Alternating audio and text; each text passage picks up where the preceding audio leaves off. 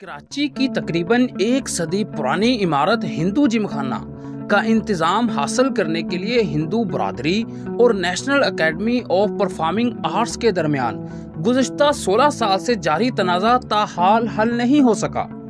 کراچی کے علاقے کلفٹن میں واقع شو مندر کا انتظام سنبھالنے والی انتظامی کمیٹی شری مہادیو ویلفیئر کے نائب صدر ڈاکٹر راج اشوک کے مطابق تقسیم ہند سے قبل برطانوی حکومت نے سیٹھ گوپال داس کو 39,000 میں 178 مربع گز زمین الاٹ کی، جس پر انہوں نے ہندو جم خانہ تعمیر کروایا اور وہ عمارت 1927 میں مکمل ہو گئی تھی۔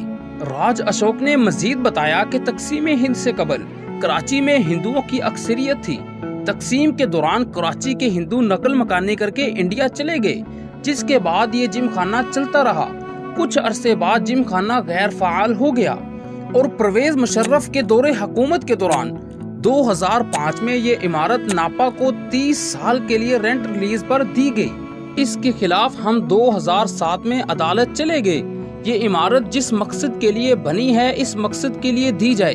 یہ کیس کئی سال تک چلتا رہا اور پھر سندھ ہائی کورٹ سے ہماری پٹیشن خارج ہونے کے بعد ہم نے اس کیس کو سپریم کورٹ میں چیلنج کیا۔ ڈاکٹر راج اشوک کے مطابق اس دوران 2008 میں سندھ حکومت نے ناپا کو ہندو جم خانہ کی حدود میں واقع پانی کے تالاب کی جگہ پر اسٹوڈیو تعمیر کرنے اور دیگر تعمیرات پر 90 دن میں عمارت خالی کرنے کا نوٹس دیا، کیونکہ لیز کے معاہدے کے تحت کسی بھی قسم کی تعمیرات کی منظوری ایڈوائزری کمیٹی سے لی جانی تھی، جو نہیں لی گئی۔ سندھ حکومت کے نوٹس کے خلاف ناپا نے سپریم کورٹ میں کیس دائر کر دیا، جس پر ہم نے بھی درخواست دی کہ ہمیں بھی اس کیس میں پارٹی بنایا جائے۔ آخرکار 2014 میں سپریم کورٹ نے ہمیں کیس میں فریق بنا دیا۔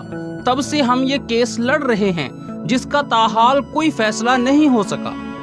ڈاکٹر راج اشوک کہتے ہیں کہ ہمارا یہ مطالبہ ہرگز نہیں کہ یہ عمارت ہمیں دے دی جائے، مگر ہمارا ایک ہی مطالبہ ہے کہ یہ جس مقصد کے لیے عمارت بنی تھی اسی مقصد کے لیے استعمال ہونی چاہیے۔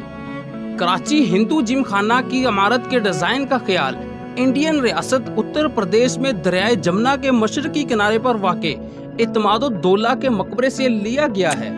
اس معاملے پر ناپا کے چیف ایگزیکٹو آفیسر جنید زبیر سے جب اس بارے میں پوچھا گیا تو انہوں نے کہا کہ چونکہ یہ کیس عدالت میں چل رہا ہے اس لیے ہم اس پر کوئی بات نہیں کر سکتے، جبکہ اسلام ہمیں تمام انسانوں کی جان، مال، عزت، آبرو اور زمین جائیداد کی حفاظت کا درس دیتا ہے۔